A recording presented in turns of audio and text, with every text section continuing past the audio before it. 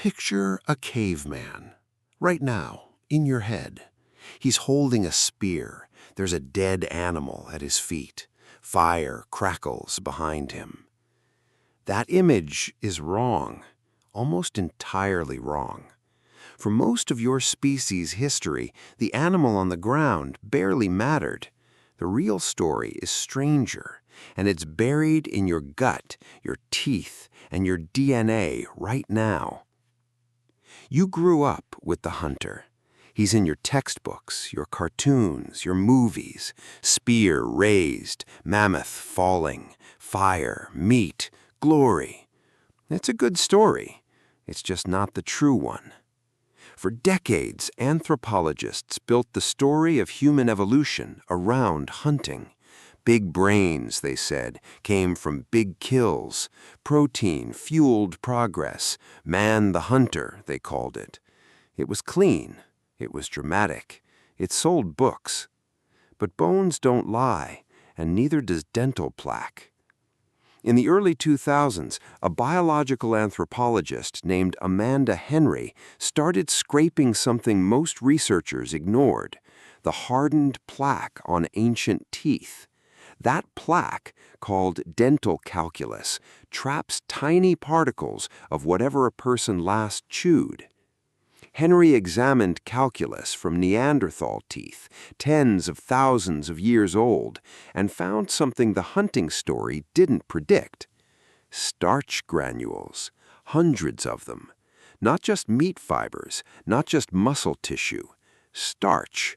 From roots, from tubers, from grains and grasses and plants that had been cooked before they were eaten. Neanderthals, the supposed brutish hunters of the Ice Age, were eating plants, cooked plants, deliberately prepared, starch-rich, underground plants that most people never picture in their hands.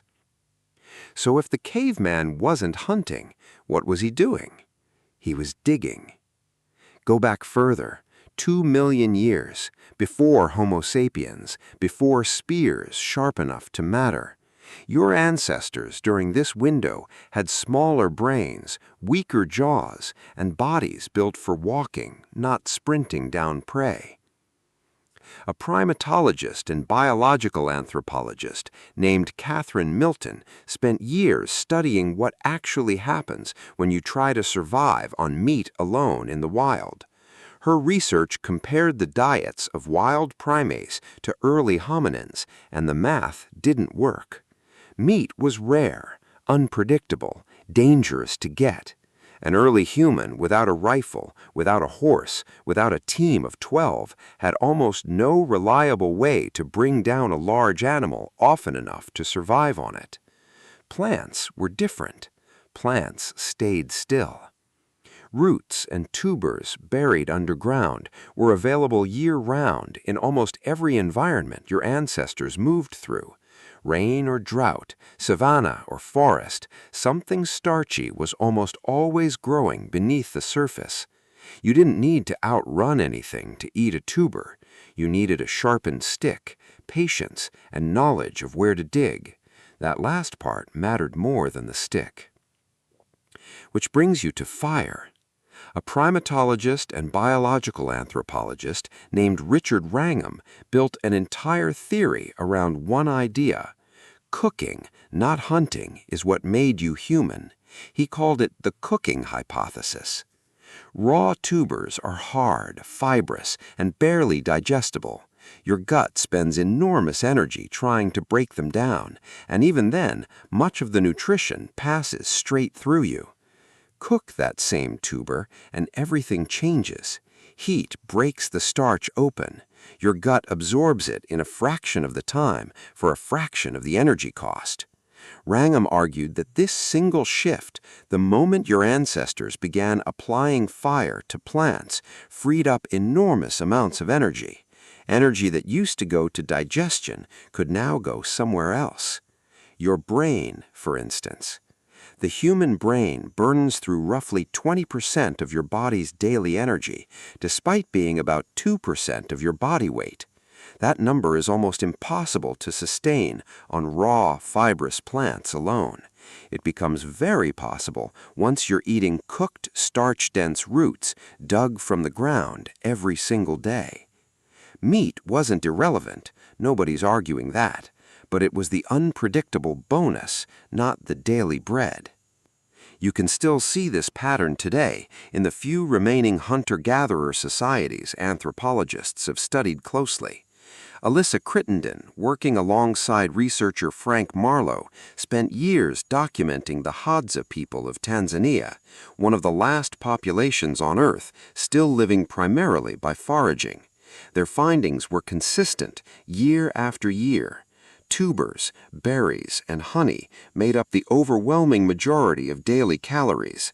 Meat arrived in bursts, feast one week, nothing the next, entirely dependent on luck and weather and the movement of animals nobody could control. The tuber never left. The tuber was always there, waiting under the dirt whenever the hunt failed. So why does the hunter still live so vividly in your head? Bones fossilize, roots don't. A mammoth femur can survive for 100,000 years, buried and preserved, waiting for someone to dig it up and photograph it beside a spear point. A tuber rots within weeks. It leaves almost nothing behind. For most of the 20th century, archaeologists were reading a story written almost entirely in the surviving evidence, and the surviving evidence happened to be bones. It's a little like judging someone's entire diet by looking only at their trash from birthday parties. You'd conclude they lived on cake. The hunt was dramatic. It made for good fossils and eventually good stories.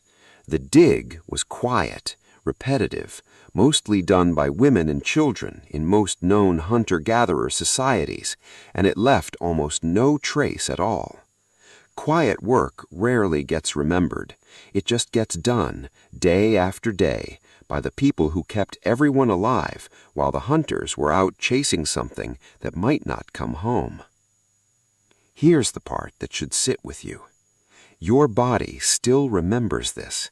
Your saliva contains an enzyme called amylase, which starts breaking down starch the moment a piece of bread or potato hits your tongue.